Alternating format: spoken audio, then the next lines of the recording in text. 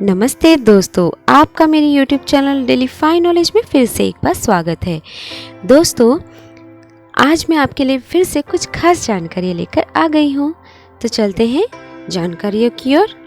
पहला, दोस्तों, क्या आप किजी पोगोस्तों के बारे में जानते हैं? किजी पोगोस्ट किजी द्वीप पर 17वीं शताब्दी का एक ऐतिहासिक स्थल है। यह द्वीप करेलिया गणराज्य रूस में वनगा झील पर स्थित है। पोगोस्ट एक बाड़ के अंदर का क्षेत्र है जिसमें 2 बड़े लकड़ी की चर्च और एक घंटी टावर शामिल है। विशेष रूप से लकड़ी से निर्मित होने के बावजूद पोगोस्ट अपनी सुंदरता और दीर्घायु के लिए प्रसिद्ध है। 1990 में इसे यूनेस्को की विश्व धरोहर स्थलों की सूची में शामिल किया गया था और 1993 में एक रूसी सांस्कृतिक विरासत स्थल के रूप में सूचीबद्ध किया गया था। पोगोस्ट किजी द्वीप के दक्षिणी भाग पर वनगा झील के स्तर से 4 मीटर ऊपर एक पहाड़ी पर बनाया गया था। इसकी प्रमुख बुनियादी संरचनात्मक इकाई स्कॉट्स पाइन का एक गोल लॉग है जो लगभग 30 सेंटीमीटर व्यास और 3 से 5 मीटर लंबा है। किजी पोगोस्ट को बिना किसी कील का उपयोग किए गए बनाया गया था। मुख्य भूमि से निर्माण के लिए कई हजार लॉग लाए गए थे। उस समय में एक जटिल रसद कार्य था। चर्च ऑफ ट्रांसफिगरेशन पोगोस्ट का सबसे उल्लेखनीय हिस्सा है। यह गर्म नहीं होता, इसलिए इसे ग्रीष्मकालीन चर्च भी कहा जाता है। इसमें शीतकालीन सेवाएं नहीं होती है। इसकी वेदी 6 जून 1714 को रखी गई थी, जैसा कि चर्च के अंदर स्थित क्रॉस पर खुदा हुआ था। यह चर्च पुराने के स्थान पर बनाया गया था जो बिजली से जल गया था। बिल्डरों के नाम अज्ञात है, किंतु एक कहावत बताती है कि मुख्य निर्माता ने पूरे निर्माण के लिए केवल एक ही कुल्हाड़ी का इस्तेमाल किया, जिसे उन्होंने इससे मेल करने वाले कोई दूसरा नहीं था और नहीं होगा। पूरा होने के बाद उन्होंने उसे झील पर फेंक दिया। चर्च में 22 गुंबद है और 37 मीटर की ऊंचाई के साथ उत्तरी यूरोप की सबसे ऊंची लकड़ी की इमारतों में से एक है। इसकी परिधि 20 से 29 मीटर है। ऐसा माना जाता है कि वनगा झील के दक्षिणी किनारे पर 18 गुंबद वाला चर्च 1708 में बनाया गया था और 1963 में आग से नष्ट हो गया था। इसका अग्रदूत था। इस समय की रूसी बढ़ईगिरी परंपराओं के अनुसार ट्रांसफिगरेशन चर्च केवल लकड़ी से बना था, जिसमें गुंबदों और छत के शिंगलों के अलावा कोई कील नहीं थी। 60,000 रूफ शिंगलों को सुरक्षित करने वाले लगभग 1,80,000 नाखून है। सभी संरचनाएं स्क्राइब फिटेड हॉरिजॉन्टल लॉग से बनी थी, जिसमें इंटरलॉकिंग कर्नर जाइनरी या तो राउंड नॉच या डोवेटेल था। कुल्हाड़ियों से कांटा संरचना का आधार 4-2 चरण की ओर संलग्न प्रारूप से रूबिट का अर्थ लकड़ी काटने के लिए था। पूर्वी प्रारूप में एक पंचकोणीय आकार है और इसमें वेदी है। समान आकार के 2 छोटे अष्टभुज मुख्य अष्टभुज के सिर पर लगे होते हैं। संरचना विभिन्न आकार और आकार के 22 गुंबदों में ढकी हुई है। चर्च की रूपरेखा एक गहरी नींव के बिना एक पत्थर के आधार पर टिकी हुई है, पश्चिमी गलियारे को छोड़कर, जिसके लिए एक नींव 1870 में बनाई गई थी। अधिकांश लकड़ी सपाट छतों पर स्प्रूस तख्तों के साथ देवदार है। गुंबद एस्पेन से ढके हुए हैं। इकोनोस्टिसिस के 4 स्तर है और इसमें 102 चिन्ह है। यह 18वीं और 19वीं शताब्दी के शुरुआत के उत्तरार्ध का है। प्रतीक 3 अवधियों से है। 2 सबसे पुराने प्रतीक द ट्रांसफिगरेशन और इंटरसेशन 17वीं शताब्दी के अंत से है और उत्तरी शैली के विशिष्ट है। केंद्रीय चिन्ह 18वीं शताब्दी के उत्तरार्ध के हैं और स्थानीय शैली के भी है। 3 ऊपरी स्तरों चर्च ऑफ द इंटरसेशन एक गर्म चर्च है जहां सेवाएं 1 अक्टूबर से ईस्टर तक आयोजित की जाती है। 17वीं शताब्दी के अंत में आग लगने के बाद पिछले सभी चर्चों को नष्ट करने के बाद चर्च द्वीप पर पहला था। मूल घंटी टावर तेजी से बिगड़ गया और 1862 में फिर से बनाया गया था। दूसरा, दोस्तों, क्या आप क्वांटम प्रयोगों को ठंडा करने के लिए IBM द्वारा बनाए गए फ्रिज के बारे में जानते हैं? जी हाँ दोस्तों, इसे ब्रह्मांड में सबसे ठंडी, सबसे दूर, निम्नतम और उच्चतम ऊर्जा और सबसे छोटी चीज़ों का अध्ययन करना कठिन है। इसके लिए सभी नए उपकरणों के निर्माण की आवश्यकता है जो आधुनिक तकनीकी सीमाओं को आगे बढ़ाते हैं। अब IBM ने दुनिया का सबसे बड़ा कमजोर पड़ने वाला रेफ्रिजरेटर बनाया है। आंतरिक रूप से प्रोजेक्ट गोल्डन आई के रूप में जाना जाता है, जो क्वांटम प्रयोगों की भावी पीढ़ियों को ठंडा करने में सक्षम है।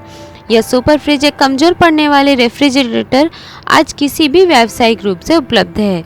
प्रयोगात्मक मात्रा से, जैसा कि IBM के आधिकारिक ब्लॉग में बताया गया है, सुपर फ्रिज में 1.7 क्यूबिक मीटर प्रयोगशाला मात्रा होती है, जिसका अर्थ है कि यह 3 घरेलू रसोई रेफ्रिजरेटर से बड़ी मात्रा को बाहरी स्थान की तुलना में ठंडे तापमान में ठंडा कर सकता है, बनाम पिछले फ्रिज जो अंदर 0.4 से 0.7 घन मीटर की सीमा तक होता है। अत्याधुनिक भौतिकी प्रयोग करने और संभावित रूप से बड़े क्वांटम प्रोसेसर चलाने के लिए इन तापमानों की आवश्यकता होती है। प्रयोगों के दौरान वैज्ञानिकों ने इसे ऑपरेटिंग तापमान तक ठंडा किया और एक क्वांटम प्रोसेसर को अंदर तार दिया। कमजोर पड़ने वाले रेफ्रिजरेटर प्रयोगात्मक क्रायोजेनिक उपकरण है, जो हीलियम 3 और हीलियम 4 के मिश्रण का उपयोग करके अंतरिक्ष की मात्रा को मिली केल्विन शासन में ठंडा करते हैं। डाइल्यूशन रेफ्रिजरेटर पहले हीलियम आइसोटोप मिश्रण से गर्मी को हटाने के लिए प्रक्रियाओं की एक श्रृंखला को नियोजित करते हैं और फिर वांछित तापमान प्राप्त होने तक मिश्रण को प्रसारित और पतला करने के लिए वैक्यूम पंपों का उपयोग करके इस शीतलन को अंजाम देता है। कुछ समय पहले तक सभी कमजोर पड़ने वाले रेफ्रिजरेटर गीले सिस्टम थे, जिन्हें ठंडा करने के लिए तरल नाइट्रोजन और क्रायोजेनिक तरल पदार्थ जैसे पहले से ही ठंडे पदार्थों की आवश्यकता होती है। तीसरा, दोस्तों, आपका स्मार्टफोन क्या क्या कर सकता है? अजीब सवाल है ना? पर दोस्तों, स्मार्टफोन का कैमरा जहां पर आप फ्लैश करते हैं, इन फ्यूचर भविष्य में रक्त ऑक्सीजन के परिमाण को मापने के लिए वैज्ञानिक शोध कर रहे हैं। न्यूयॉर्क अमेरिकी शोधकर्ताओं की एक टीम ने पाया है कि स्मार्टफोन रक्त ऑक्सीजन संतृप्ति स्तर का पता लगाने में सक्षम है, जो कि पल्स ऑक्सीमीटर के न्यूनतम मूल्य को 70% तक मापने में सक्षम होता है। वॉशिंगटन विश्वविद्यालय और कैलिफोर्निया विश्वविद्यालय सैन डिएगो द्वारा सिद्धांत अनुसंधान के प्रमाण में शोधकर्ताओं ने कैमरे और स्मार्टफोन के फ्लैश पर अपनी उंगली रखने वाले प्रतिभागियों को शामिल किया, जो रक्त ऑक्सीजन के स्तर को समझने के लिए एक गहन सीखने वाले एल्गोरिदम का उपयोग करते हैं। जब टीम ने कृत्रिम रूप से उनके रक्त ऑक्सीजन के स्तर को नीचे लाने के लिए 6 विषयों को नाइट्रोजन और ऑक्सीजन का एक नियंत्रण मिश्रण दिया, तो स्मार्टफोन ने सही ढंग से भविष्यवाणी की कि क्या विषय में रक्त में ऑक्सीजन का स्तर 80% कम था। ऐसा करने वाले अन्य स्मार्टफोन ऐप लोगों को अपनी सांस रोकने के लिए कहकर विकसित किए थे, लेकिन लोग बहुत असहज हो जाते हैं और एक मिनट के बाद सांस लेना पड़ता है, और इससे पहले कि उनके रक्त ऑक्सीजन का स्तर पूरी श्रृंखला का प्रतिनिधित्व करने के लिए काफ़ी नीचे चला गया हो, नैदानिक रूप से प्रासंगिक डेटा का वॉशिंगटन विश्वविद्यालय के सह प्रमुख लेखक जैसन हॉफमैन ने कहा। स्मार्टफोन पर रक्त ऑक्सीजन के स्तर को मापने का एक अन्य लाभ यह है कि लगभग सभी के पास एक UW स्कूल ऑफ मेडिसिन यानी कि फ़ोन है। टेलीमेडिसिन नियुक्तियों के लिए यह वास्तव में फ़ायदेमंद होगा, ताकि यह जल्दी से निर्धारित किया जा सके कि रोगियों को आपातकालीन विभाग में जाने की आवश्यकता है या नहीं, या वे घर पर ही आराम कर सकते हैं और बाद में अपने प्राथमिक देखभाल प्रदाता के साथ नियुक्ति कर सकते हैं। एल्गोरिदम को प्रशिक्षित करने में परीक्षण करने के लिए डेटा इकट्ठा करने के लिए शोधकर्ताओं ने प्रत्येक प्रतिभागी को एक उंगली पर एक मानक पल्स ऑक्सीमीटर पहना था और फिर स्मार्टफोन के कैमरे और फ्लैश पर उसी हाथ पर दूसरी उंगली रख दी थी। शोधकर्ताओं ने प्रतिभागियों के डेटा का उपयोग रक्त ऑक्सीजन के स्तर को बाहर निकालने के लिए एक गहन शिक्षण एल्गोरिदम को प्रशिक्षित करने के लिए किया गया था।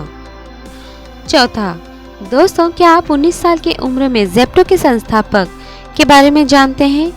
जी हाँ दोस्तों, 19 साल की उम्र में ज़ेप्टो के संस्थापक भारत में सबसे कम उम्र के अमीर व्यक्ति बन गए। दोनों स्टैनफोर्ड यूनिवर्सिटी ड्रॉपआउट्स ने 2021 में ज़ेप्टो की स्थापना की। वे सिर्फ 19 साल के हैं और उन्हें अपनी ग्रोसरी ऑनलाइन प्लेटफॉर्म ज़ेप्टो के साथ बड़ी सफलता हासिल की, जिसकी कीमत अब $9 मिलियन है। IIFL wealth Hurun India rich list 2022 के अनुसार ज़ेप्टो के सह संस्थापक कैवल्य बोहरा भारत सबसे कम उम्र के स्वनिर्मित और सबसे कम उम्र के अमीर व्यक्ति है। उनके साथ ही आदित्य पालीचा भी देश के सबसे कम उम्र के अमीर व्यक्तियों में से एक है। दोनों स्टैनफोर्ड यूनिवर्सिटी ड्रॉपआउट्स ने 2021 में ज़ेप्टो की स्थापना की। वे सिर्फ 19 साल के हैं और उन्होंने अपने ग्रोसरी ऑनलाइन प्लेटफॉर्म ज़ेप्टो के साथ बड़ी सफलता हासिल की, जिसकी कीमत अब $9 मिलियन है। हुरून की सूची के अनुसार 90 के दशक में पैदा हुए 13 लोगों ने सूची बनाई। सभी स्वनिर्मित किराना डिलीवरी ऐसे ज़ेप्टो की बेंगलुरु की 19 वर्षीय कैवल्या बोहरा सबसे कम उम्र की सेल्फ मेड और सबसे कम उम्र की अमीर व्यक्ति है। बोहरा की संपत्ति करीब 1000 करोड़ है। वह सबसे अमीरों की सूची में 1036 रैंक पर है, जबकि पॉलीचा 1200 करोड़ रुपए की संपत्ति के साथ अमीरों की सूची में 950वें स्थान पर है। ज़ेप्टो भारत की सबसे तेजी से बढ़ती हुई किराना है, जिसकी कीमत आप जानते हैं, जो कि Y Combinator continuity cancer permanent Nexus Venture Partners Glade Brook Capital और लेची ग्रुम सहित मार्की वैश्विक निवेशकों से $200 बिलियन की हालिया सीरीज डी फंडरेज के बाद है।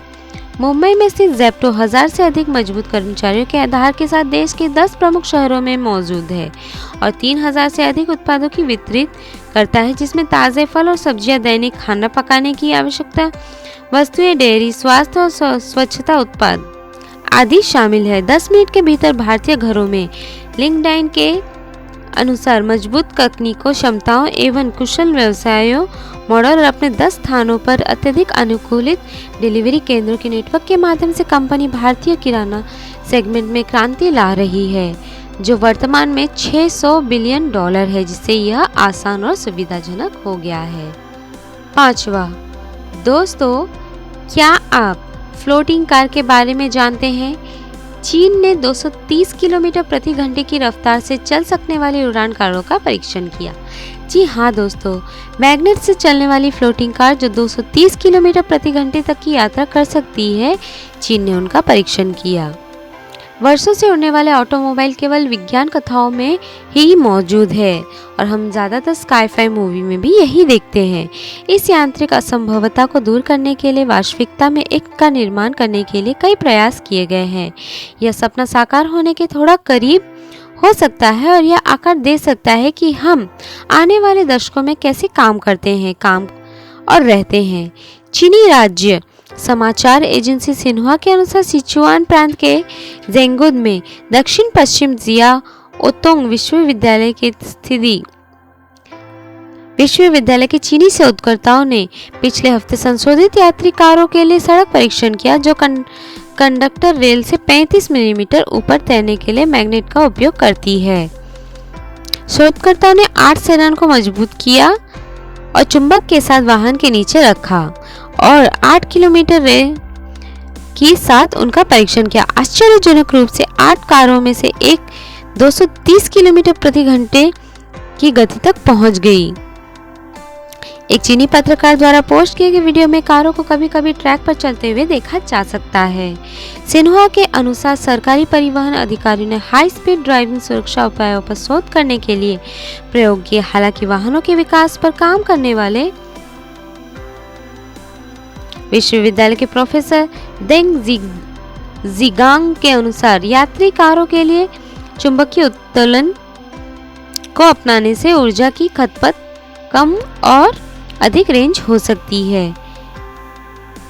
तो दोस्तों, आज की दी हुई जानकारी आपको कैसी लगी मुझे कमेंट बॉक्स पर जरूर बताइएगा और मेरे इस वीडियो को लाइक, शेयर और सब्सक्राइब करना ना भूलिए। नए नए वीडियोस पाने के लिए आप बेल नोटिफिकेशन को भी प्रेस करना ना भूलिएगा। Thank you.